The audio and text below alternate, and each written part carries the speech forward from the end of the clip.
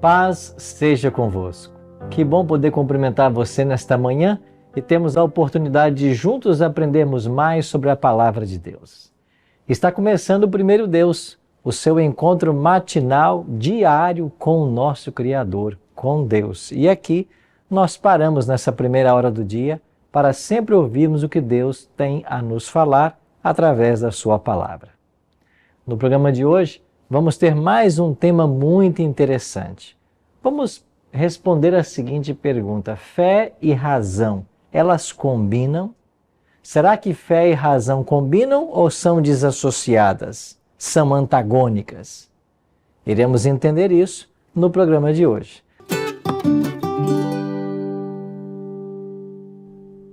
Estamos com o nosso quadro de saúde de volta. Todos os dias aqui no Primeiro Deus, a gente reserva um momentinho para falarmos com um especialista na área de saúde para trazer conselhos práticos para o nosso dia a dia. Estamos recebendo essa semana, tendo a alegria de receber o Dr. Álvaro Figueiredo Bisneto, ele que é oficial da Marinha, trabalhou por 29 anos, medalha de prata nessa instituição, foi diretor de vários hospitais no Brasil, é também pediatra e especialista na saúde do adolescente. Doutor Álvaro, muito obrigado por seu tempo ao longo dessa semana. Prazer, pastor. Aqui nesse quadro sobre saúde. Bom, você deve saber que hoje é o Dia Mundial da Corrida, 7 de junho. Sabia disso? Se não, levanta do sofá e vai correr. Hoje é o Dia Mundial da Corrida. E eu queria aproveitar a presença do Dr. Álvaro aqui para ele esclarecer para nós algumas questões. A primeira delas é que parece que há um tipo de classificação das corridas. É isso mesmo, doutor Álvaro? Sim, pastor. Não só dentro dos esportes olímpicos, né, em que nós temos corridas de rasas, fundas, né, meio fundas, né, mas os esportes também eles se classificam e a própria corrida ela é considerada como um esporte aeróbico, né? Dentro desse conceito dos esportes, nós encontramos uma identidade entre a corrida e como falamos há pouco tempo atrás, sobre os estilos de vida. Sim, né? Falamos disso na segunda-feira. Exatamente. Né? Então, a possibilidade do esporte como atividade física e esporte aeróbico está incluído nos 8 remédios naturais que se professa na Igreja Adventista. Olha aí, se você está com dúvidas sobre esses 8 remédios naturais e quer aprender mais, basta dar um Google aí, coloca lá os 8 remédios naturais e você vai encontrar muitas matérias, né, sobre essa visão, essa filosofia da Igreja Adventista. Bom, doutor Álvaro, nós estamos aqui num delicioso café da manhã, eu espero que você esteja começando também bem o seu dia aí na sua casa e que bom que você está conectado aqui no programa. Estamos preocupados com sua saúde física e espiritual. Falando da corrida, quais são os benefícios da corrida, doutor Álvaro? Muito bem, pastor. Os benefícios da corrida é principalmente dentro do metabolismo do corpo humano. Né? Ele vai ativar várias funções digestivas, cardiovasculares, vasculares, do própria função pulmonar, limpando o pulmão, inclusive, de poeiras, detritos, resíduos que nós inalamos no nosso dia a dia. O coração ele vai se fortalecer, né? Vamos aumentar o metabolismo da glicose, fazendo com que haja consumo daquelas gorduras que não são muito boas. Vamos melhorar o colesterol bom, né? Que é o HDL. Então, com isso, trazendo benefícios e qualidade de vida para o ser humano. Sem falar também, pastor, Sim, de que nós estaremos nos relacionando com a natureza, porque a corrida feita em ambiente Fechado. aberto, não, em ambiente aberto, Sim. nós estamos em contato com o ar puro, estamos em contato com a luz do sol, estamos em contato com o visual da beleza que Deus nos deu, que alguns em florestas, no campo, na beira do mar, né? O como isso nos aproxima e nos interage com as bênçãos que Deus nos dá. Tá aí o conselho para deixar a esteira e ir para a rua, né? Exatamente. Mas que bom. Deixa eu perguntar para o senhor, há alguma contraindicação para idades? Tem um momento exato para começar a se praticar a corrida? A corrida tem que começar agora, mas é importante que se consulte sempre o seu médico, né? Importante que procure o seu clínico para verificar em que situação você poderá iniciar essa corrida, com que frequência, com que cuidado. Muitas vezes o paciente é um pouco obeso, tem que primeiro fazer uma certa dieta para reduzir o impacto sobre os membros inferiores, principalmente sobre o joelho, né? Muitas vezes iniciar com uma caminhada, algo progressivo. Crianças, há uma idade aconselhável que ela possa começar a correr ou não? Porque criança não para também, né? De preferência, um esporte regular a partir da sua adolescência, do início da sua adolescência, a partir dos 12 anos. 12 anos, ok. Bom, que cuidados devemos tomar enquanto praticamos a corrida? Bom, o primeiro cuidado, o pé, né? Devemos ter um calçado que seja confortável, anatômico, adequado, o uso de meia, né? E num dia frio que seja uma roupa um pouquinho mais longa, num dia de calor um pouquinho mais fresca, para que haja um equilíbrio com o ambiente, se for frio, mais aquecido, se for um ambiente mais quente, que seja uma roupa um pouquinho mais leve.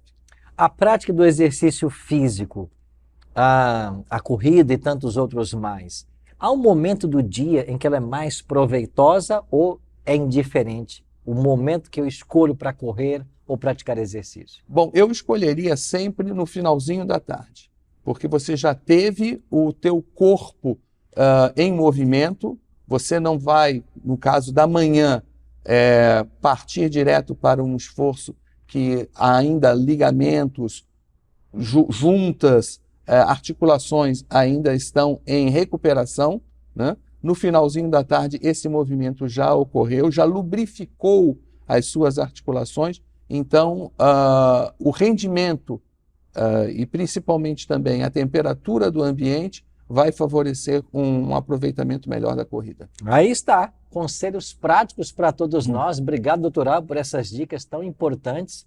Essa semana ele vai estar conosco aqui nesse quadro de saúde no programa Primeiro Deus. Amanhã ele volta, então hoje, 7 de junho, Dia Mundial da Corrida, levanta, vamos correr. Bom, eu espero você no próximo quadro de saúde amanhã com o doutor Álvaro. E agora, vamos ao momento da oração intercessora com o nosso querido pastor Alceu Filho. É com o senhor, pastor. Obrigado, pastor Arilton. Que bom que nós estamos juntos aqui no Primeiro Deus. E agora, esse momento tão especial que é o momento da oração, aonde nós nos colocamos diante do Senhor. E eu quero fazer um desafio para você. Quero convidar você a ser um amigo, uma amiga de oração aqui do Primeiro Deus. Cada dia nós vamos ter motivos especiais de oração. E hoje nós vamos orar pelo trabalho. E eu quero pedir para você, enquanto for mencionando aqui os pedidos de oração que você tem mandado para nós, se una conosco, seja um amigo, uma amiga de oração, para nós orarmos juntos. Lembre, eu oro por você aqui, você ora por nós aqui, e Deus age em nós e através de nós também. E estão chegando pedidos de oração, e talvez você se pergunte: pastor, como que eu mando, como que eu envio um pedido de oração? É simples e é fácil. Aí na sua tela está aparecendo agora a nossa rede social. Você faz um contato conosco, aproveita e nos segue e já manda ali por uma mensagem para nós o seu pedido de oração, que nós vamos estar mencionando ao longo dos dias os pedidos de oração, como é o caso do Bruno. O Bruno enviou um pedido especial de oração para nós aqui. Ele escreveu assim: recebi uma proposta de trabalho muito boa e peço oração por sabedoria e discernimento. Eu fiquei muito feliz, Bruno, quando você mandou essa mensagem para nós, para que Deus te dê sabedoria e discernimento para fazer a escolha pelo trabalho, pelo novo emprego. E Deus, Ele responde essa oração. Tem mais gente participando conosco aqui, a Elaine, nesse dia que nós vamos estar orando hoje pelo trabalho, pelo emprego, pela oportunidade de emprego. Ela escreveu assim: ora por mim, pastor, para que Deus coloque um comprador para minha casa. Também uma possibilidade de negócio, podemos orar aqui? Claro que podemos. Deus ouve a nossa voz? Sim, Ele ouve a nossa voz. E Ele age em nós e através de nós também. Então, Elaine, nós vamos orar pelo seu pedido. Mais um pedido chegou aqui da Keila. Ela está passando por dificuldades financeiras e hoje, no dia em que nós estamos orando pelos motivos especiais de trabalho, de emprego, de nova oportunidade, vamos orar também por todos aqueles que estão com dificuldades financeiras por causa da falta de oportunidade de trabalho. Tem mais um pedido de oração aqui do Jean. O Jean escreveu para nós: peço oração pela minha vida financeira. Eu preciso de um milagre. Jean, Deus é o Deus dos milagres. E Deus é o Deus das oportunidades também. E Ele dá força e dá inteligência para a gente fazer as nossas conquistas. Mas Ele é um Deus de milagres. Que Ele te abençoe e te dê sabedoria. Nós temos aqui também o Carlos participando conosco nesse dia, que é o nosso dia especial de oração por todos aqueles que precisam de um trabalho, de um emprego, vão entregar um currículo hoje e precisam passar por uma entrevista. Que Deus esteja com você e nós vamos orar por você também. O Carlos escreveu assim: pela minha vida espiritual e por um trabalho, por causa da minha vida financeira e pelos meus 2 filhos, Guilherme e Gustavo, e a minha esposa, ele escreve assim, a Silvia. Nós vamos orar por você, Carlos, e pelas oportunidades que Deus vai dar. Há um outro pedido de oração que chegou do Sal. O Sal escreveu: ore por mim e pela minha família. Estou desempregado, eu preciso de um emprego. Sal, você mandou a mensagem para o programa certo, na hora certa. Nós vamos orar por você nesse momento. E antes de orar a Deus, por todos aqueles que precisam de um trabalho, de um emprego, de uma oportunidade, de uma porta aberta, eu quero ler um texto da Bíblia que está aqui em Apocalipse 3, no verso 8, que diz assim: tenho posto diante de ti uma porta aberta, a qual ninguém pode fechar. Essas são palavras de Jesus no Apocalipse. Deus está dizendo assim: eu abro as portas, eu dou as oportunidades. E Deus, para você, vai abrir a porta, tenho certeza.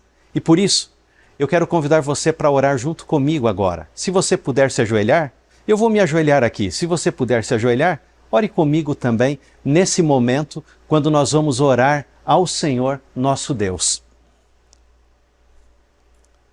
É claro que se você não conseguir se ajoelhar, você pode ficar em pé, sentado, sentada. Nós vamos orar a Deus.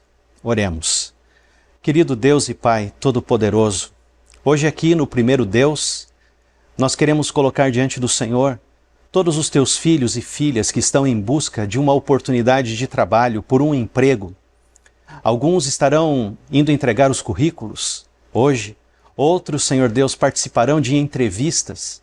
Dá sabedoria, tranquilidade, para que no momento da entrevista, no momento do concurso, no momento, Senhor Deus, de entregar o currículo, possa o Senhor dar as palavras certas e também o teu filho, a tua filha, ficarem calmos, que o Senhor está cuidando de tudo. A tua palavra diz que, quando escreve Davi, que ele já havia sido moço e havia sido velho também, idoso, mas nunca havia visto um justo nem a sua descendência a mendigar o pão. Por isso, Senhor, fortalece o teu filho, a tua filha, e abre a porta, Senhor, que ninguém pode fechar.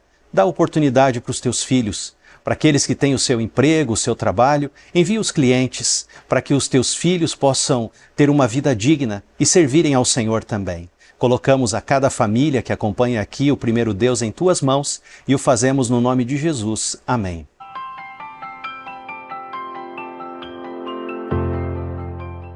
Conheça a Educação Adventista de Santa Catarina. Fazendo parte de uma rede de ensino com mais de 8.000 colégios, 2 milhões de alunos em 165 países, aqui, seus filhos terão a oportunidade de vivenciar uma educação bilíngue. Tudo isso sem abrir mão dos valores cristãos que fundamentam a educação adventista. Educação Adventista, muito além do ensino. Para você que gosta de estudar a Bíblia e deseja aprender mais sobre os temas que ela apresenta, nós temos uma novidade muito especial. Criamos uma plataforma para você aprender mais dos temas da Bíblia. Trata-se do site bibliamais.com.br. Esse site contém vários estudos e você, quando acessa e escolhe o seu, você pode assistir a videoaulas com vários teólogos, responder a perguntas objetivas e ainda poderá ter o acompanhamento de um instrutor virtual. E para todos aqueles que acertarem pelo menos 70% das questões, nós iremos ainda conceder um certificado digital do seu aprendizado. Acesse agora mesmo bibliamais.com.br e comece a sua jornada de aprendizado da Bíblia.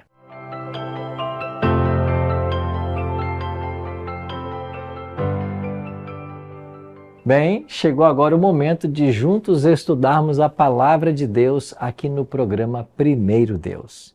O conselho sempre para todos nós é que nós não saiamos de casa sem antes abrir esse livro e ouvir a voz do Senhor. Hoje vamos estudar a Bíblia analisando o tema fé e razão. Eles combinam? Algumas pessoas tentam ensinar de que não há espaço racional na religião, que a religião é movida pelo sentimentalismo. Mas seria isso verdade? Por outro lado, nós iremos perceber que o estudo da Bíblia nos leva a uma compreensão mais correta e exata a respeito de Deus. E nós iremos perceber que fé e razão não estão desassociados na palavra de Deus, mas a fé é um elemento da religião, bem como também a razão. Bom, são novidades que veremos no programa de hoje. Você é muito bem-vindo a esse momento especial, quando vamos abrir a Bíblia, mas a gente tem um hábito muito salutar aqui no programa. Toda vez que começamos a estudar esse livro, nós sempre buscamos a direção divina para o estudo que nós vamos fazer. É por isso que agora, se você tem condições, eu queria convidar você a fechar comigo os olhos e nós vamos orar pedindo a bênção de Deus para o estudo que teremos agora. Nosso Pai querido, mais uma vez nos encontramos na Tua presença e temos a Tua palavra em nossas mãos. Queremos abri-la e estudá-la, queremos entender mais os planos que o Senhor tem para a nossa vida. Por isso, queremos convidar ao Deus e Espírito Santo que esteja com todos nós agora, iluminando a nossa mente para compreendermos a Tua vontade. Oramos em nome de Jesus. Amém. Muito obrigado por ter orado comigo. Quero convidar você então a nós pensarmos um pouquinho sobre a questão de fé e razão, se elas combinam. Bom, eu acho que você já ouviu falar um pouco sobre Friedrich Nietzsche. Ele veio dos anos 1844 até 1900. Ele foi o grande pensador responsável pelo conceito de a morte de Deus. Algumas pessoas dizem que Nietzsche não acreditava em Deus. Bom, mas isso não é bem verdade. Na realidade, quando ele escreveu Deus está morto, o que o filósofo não queria dizer é que uma entidade divina havia deixado de existir, mas sim questionar se ainda era razoável sustentar fé em Deus, bem como basear nossas atitudes na existência desse ser superior. Esse foi o seu grande questionamento. Em realidade, essa filosofia de Nietzsche trouxe sérios problemas à religião. Nós iremos perceber que para ele a moral não tem importância e os valores morais não têm qualquer validade. Esse era um conceito de Nietzsche.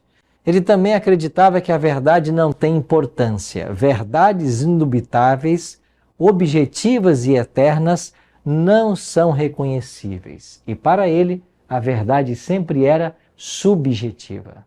Será que a verdade é subjetiva ou a verdade é absoluta? Bom, iremos responder também essa pergunta no programa de hoje. Nietzsche tinha várias crenças. Ele também acreditava que Deus está morto, no sentido de não existir qualquer instância superior eterna. Ou seja, o homem depende apenas de si mesmo. O eterno retorno do mesmo, ou seja, a história não é finalista. Não há progresso, nem há objetivo. Mas esses conceitos estão alinhados com aquilo que a gente percebe pelo ensinamento da palavra de Deus? Certamente não. O que fez esse filósofo foi justamente construir agora uma nova tabela de valores. Essa ideia da morte de Deus ofereceu uma oportunidade aos seres humanos, segundo essa filosofia, de construírem uma nova tabela de valores expressa no prazer pela vida. Ou seja, Deus não mais era necessário. Será que nós podemos viver alienados de Deus? Será que Deus não mais é necessário na sociedade atual? Será que a moralidade do homem é suficiente para preencher todas as lacunas necessárias? Ou devemos viver nossa vida completamente despreocupados de qualquer tipo de moralidade? O mais interessante dessa história é que mais de 100 anos se passaram desde que Nietzsche pronunciou essas palavras e desenvolveu este conceito da morte de Deus. Mas parece que até hoje nós não saímos do abismo.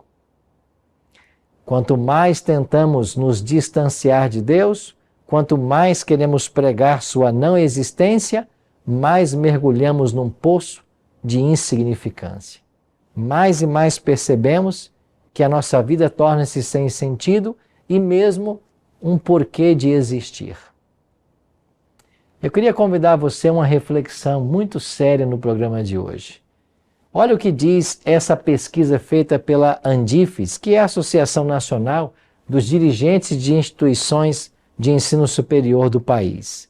Essa pesquisa constatou que aproximadamente 15% dos universitários passam por períodos de depressão em algum ponto do curso, enquanto a média para jovens de até 25 anos fora das universidades não chega sequer a 4%. Um outro dado impressionante: os jovens universitários estão tendo 3 ou 4 vezes mais chances de se matar do que jovens que estão fora das universidades. E esse número pode ser ainda maior entre alunos que estudam nas áreas de saúde. Aí eu pergunto, será que tirar Deus de nossa vida, declarar que Deus está morto, solucionou os problemas? Será que nossas universidades, nossos centros dos saberes do pensamento, estão entendendo corretamente o sentido da vida? Se sim, por que então nós temos tão altos índices de suicídio entre universitários? Por que os jovens estão sofrendo tanta pressão por entender o motivo de sua existência ou a busca de um sentido? Essas pesquisas nos alertam a respeito disso. Por alguma razão, o ambiente acadêmico está potencializando distúrbios em vez de resolvê-los. Mas por que isso está acontecendo? Uma saída, talvez, é buscarmos uma nova visão. Esta obra de J. Toledo, Dicionário dos Suicidas Ilustres, mostra exatamente o que acontece hoje em nossa sociedade. Pessoas que às vezes conseguem atingir fama, fortuna, mas completamente vazias e sem sentido, o que acaba as levando a tirar sua própria vida. Nesta obra, várias personalidades são listadas e a gente percebe que muitas vezes o que falta no coração das pessoas é a realidade da existência de Deus, de um ser superior que nos ama e tem propósitos em nossa vida. Um outro exemplo bem claro é do valor da fé. São muitas as pesquisas já na área de saúde mental que comprovam o valor da fé nos dias atuais. Essas pesquisas, elas têm mostrado para nós que o indivíduo, quando tem fé, tem baixos índices de depressão, ansiedade, suicídio, mutilação e mesmo o uso de substâncias nocivas. Assim percebe-se o valor da fé, especialmente entre jovens universitários. Isso faz a diferença completamente na forma como eles encaram a vida. Talvez a pressão do dia a dia, dos estudos, levem as pessoas a uma dependência cada vez maior, mas eles não sabem onde buscar esse socorro, buscar essa ajuda. Pessoas religiosas tendem a ter melhor saúde mental do que as demais, incluídas no grupo dos descrentes, afirma uma pesquisa. Isso não significa que não haja neuroses entre religiosos ou que estes constituem um grupo moralmente superior aos demais. Os dados revelam tendências, mas não revelam discriminações. E aí? Que tal provar a fé? Que tal testar Deus? Que tal buscar uma nova alternativa para a forma como se encara a vida e não estarmos apenas voltados para aquilo que nós chamamos de um mundo sem Deus? Por outro lado, apontam as pesquisas, eles corrigem o senso comum de que os loucos estão nas igrejas e os resolvidos na academia, porque desse modo podemos dizer que não é uma boa ideia desacreditar a fé dos estudantes. Ouviu por aí já o jargão de que os loucos estariam dentro das igrejas e os resolvidos na academia? mas as pesquisas têm mostrado justamente o contrário. Parece-nos que essa falta de sentido da vida tem atingido mais os jovens que estão aí se dedicando completamente aos estudos. E é claro que isso é positivo e bom, mas quando associamos isso à ciência de que existe um ser superior que busca por relacionamento, vários problemas da vida poderão ser evitados. É isso que eu queria pensar com você hoje. Abrimos uma alternativa. Olha o que diz a relação bíblica sobre fé e saúde mental. A Bíblia fala, por exemplo, do rei Davi. Um homem segundo o coração de Deus, segundo a Bíblia. Mas esse caiu em adultério. Mas após esse adultério, ele confessou o seu pecado a Deus. Nós temos um texto muito bonito no Salmo 51, onde Davi pede perdão a Deus pelo seu pecado, busca o arrependimento. Onde Davi clama que Deus o purifique dos seus pecados, o limpe de suas iniquidades. Davi ora para que Deus conceda a ele um novo coração, um coração sensível à voz divina. E o que acontece? Ele se sente completamente perdoado. Esse perdão traz a Davi o equilíbrio emocional que ele precisava. Ele mesmo havia declarado no Salmo 32, verso 3, enquanto calei os meus pecados, envelheceram os meus ossos pelos meus constantes gemidos todo o dia.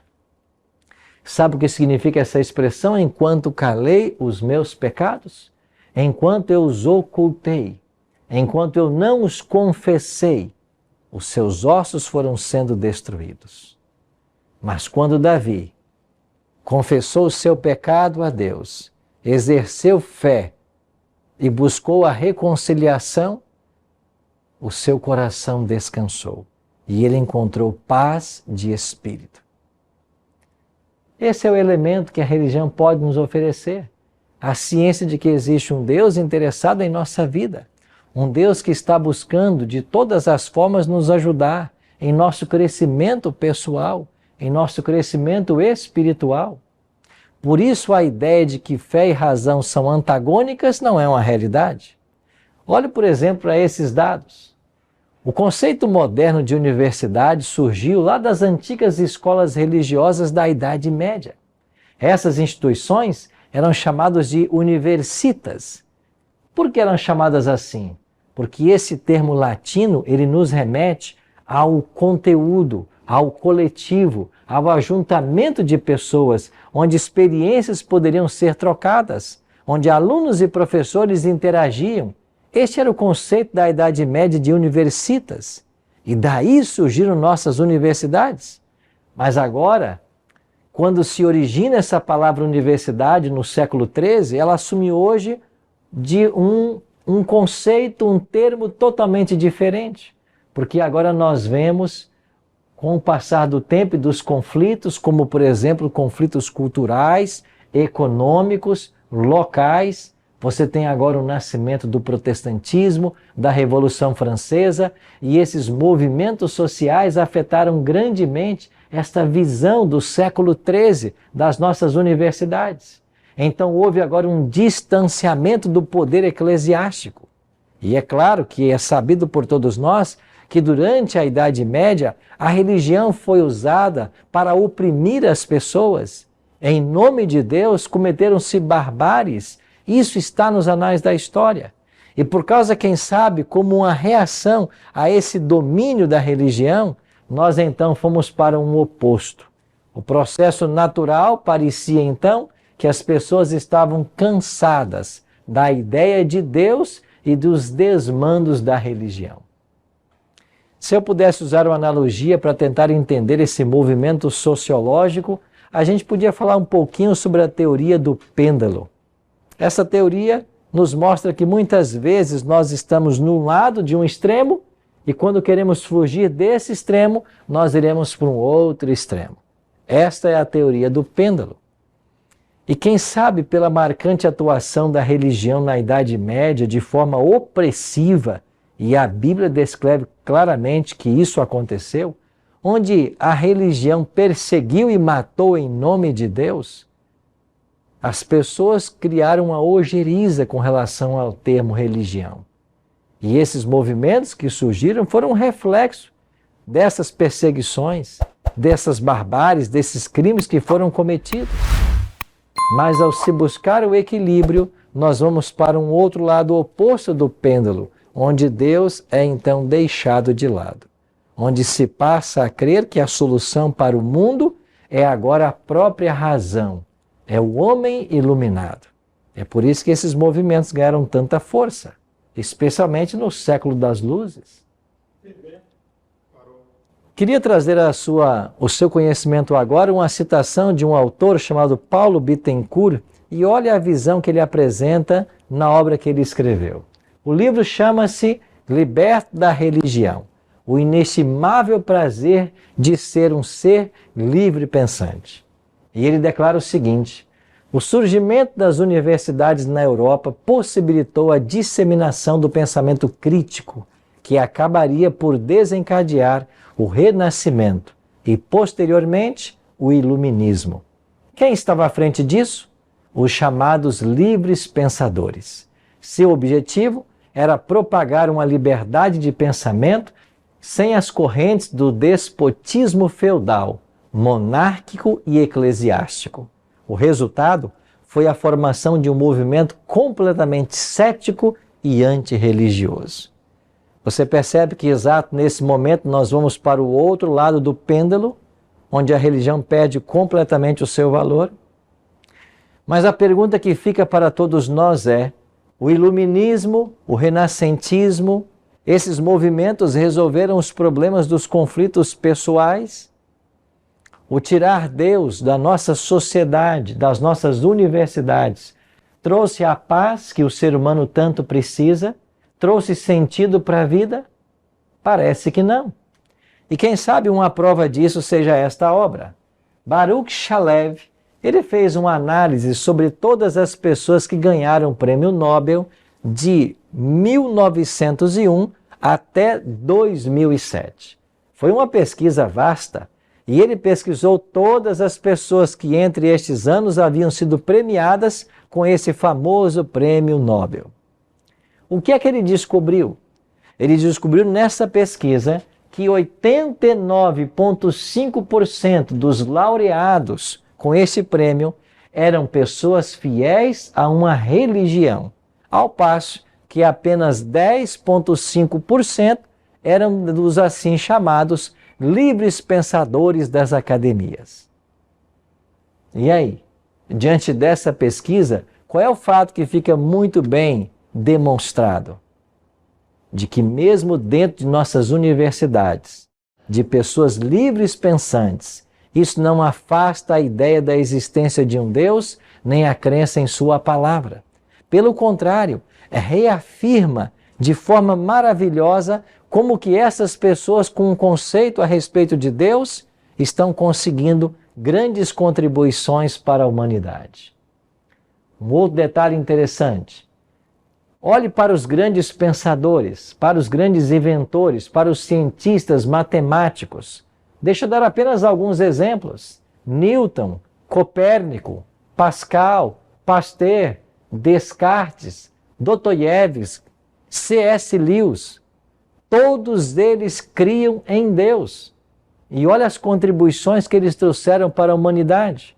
Então, quando se fala que o conhecimento está nas universidades e muitas vezes a religião traz o desconhecimento e a ignorância, nós não estamos sendo honestos com esta história, com estes pensadores. Eram pessoas que acreditavam em Deus, acreditavam na palavra e trouxeram importantes contribuições para o nosso mundo. É importante pensarmos que a fé e a razão não estão longe ou descombinadas na palavra de Deus. Eu queria ler para você um texto do apóstolo Paulo, onde Paulo diz claramente: rogo-vos, pois, irmãos, pelas misericórdias de Deus, que apresenteis o vosso corpo por sacrifício vivo, santo e agradável a Deus, que é o vosso culto racional. É isso mesmo. Paulo está dizendo que nós precisamos adorar a Deus com a mente racional. É verdade que nós, pela fé, acreditamos na sua existência, mas usamos a razão para nos relacionar com Ele. Fé e razão podem estar unidas. E para que isso aconteça, nós precisamos exercer as atribuições, as faculdades que Deus nos deu, para então termos um relacionamento sadio com o nosso Deus. Deus quer que você estude a palavra, pois finalmente a salvação é um processo pedagógico. Ele precisa ser aprendido. As verdades que a Bíblia ensina, elas precisam ser sistematizadas. É por isso que grandes nomes da história se debruçaram sobre esse livro ao longo de tanto tempo, tentando sistematizar aquilo que Deus havia revelado. Eu posso citar como exemplo para você Martinho Lutero. Eu não sei se você sabe, mas depois de Jesus Cristo, Lutero é o homem sobre quem mais se escreveu no planeta Terra. E este homem debruçou-se sobre esse livro e trouxe para nós importantes verdades, sistematizou belos ensinos da palavra. É claro, é o uso da razão para entender a revelação. É a associação de fé e razão para se compreender o motivo de estarmos aqui e para onde nós caminhamos. Seria então sábio de nossa parte fazermos perguntas. O mais sensato seria dar espaço para a percepção de Deus, para os atos dele na história. E quando estudamos a história, aliado com a profecia, nós descobrimos na realidade que a história é simplesmente o palco da atuação divina. É onde Deus escolhe atuar. Ele é o responsável último pelo levantar e quedar dos impérios. É Ele que está conduzindo a história para um final feliz, como aponta a última página da Bíblia.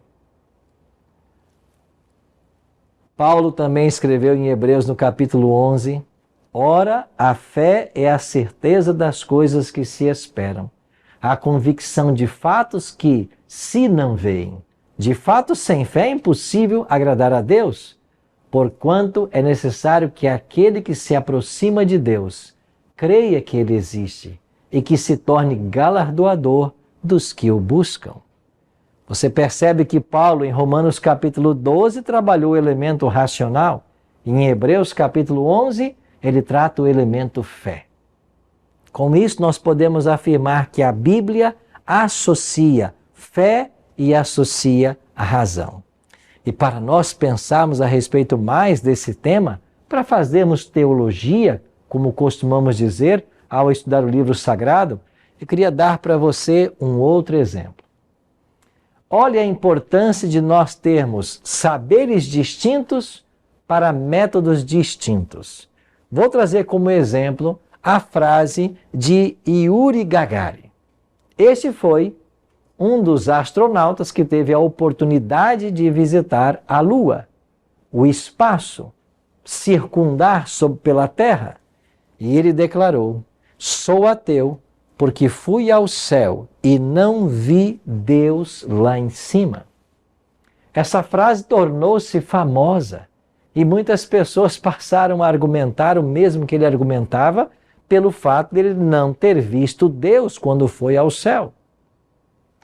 Mas usar essa frase para negar a existência de Deus seria a mesma coisa que dizer que átomos, prótons, nêutrons não existem porque eu não posso vê-los com a minha lupa. Qual é a razão que há nisso? Você não espera ver um próton, um nêutron, um elétron com a sua lupa. Você precisa de um microscópio. Então nós temos que saber que há saberes distintos e a forma da pesquisa tem que ser distinta. Então nós entendemos de que para a existência de Deus nós exercemos fé, mas a razão ela se conecta com Deus, porque finalmente Ele é o nosso Criador.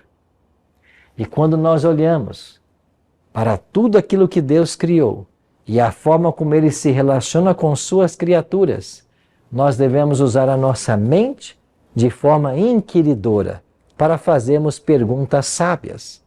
Tais como: se não há Deus, Por que existe algo em vez do nada? Se vida sempre provém de vida, como a vida poderia ter provido do nada? Se não há um design, como explicar tanta precisão, ordem e estrutura no universo que nós conhecemos? Se não há um Criador inteligente, quem é que colocou a informação genética dentro do nosso DNA? Não são perguntas interessantes? Alguns tentam ilustrar esse princípio da causalidade quando, por exemplo, você vê uma bola rolando em nossa direção. É lógico supor que alguém teve que fazer o movimento inicial para que essa bola rolasse em nossa direção. Através dessa analogia simples, nós podemos comparar que o mover do universo e o surgimento de todas as coisas teve um movimento inicial. Aquilo que muitos chamam de um motor primeiro. Isso acreditamos ser o próprio Deus. Exercemos fé para acreditarmos na existência dele, mas a nossa fé é uma fé racional. Por isso, dúvidas advindas de mero capricho pode conduzir uma pessoa à perdição. Mas dúvidas sinceras podem levá-lo a Deus, que deseja o seu progresso e a sua salvação. Faça perguntas. Faça quantas perguntas você desejar. Pergunte para Deus e Ele terá para você todas as respostas que você precisa.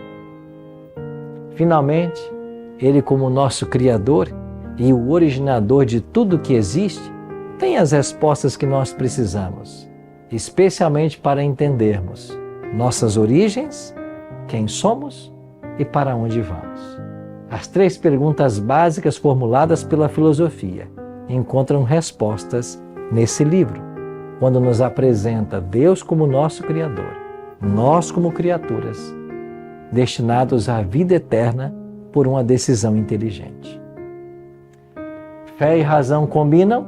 Elas podem combinar. Depende, é claro, da nossa disposição em aceitar a vontade de Deus para a nossa vida. Eu espero que uma sementinha hoje tenha sido plantada no seu coração. Você que é uma pessoa tão racional. Mas que tal dar uma abertura para a fé? Pastor Arilton, eu não tenho fé. Eu sou uma pessoa crível, racional. Veja, todos temos fé, mas como um músculo, apenas se desenvolve se nós a colocarmos em prática. Use a pequena fé, a sementinha que Deus colocou em teu coração, para exercitá-la, para um diálogo. Faça perguntas inteligentes e o Deus que criou todas as coisas vai apresentar para você as respostas. Esse diálogo vai te levar a uma caminhada. Esta caminhada vai aprofundar o seu relacionamento com o ser superior e vai dar a você uma experiência que talvez até hoje você não tenha vivido.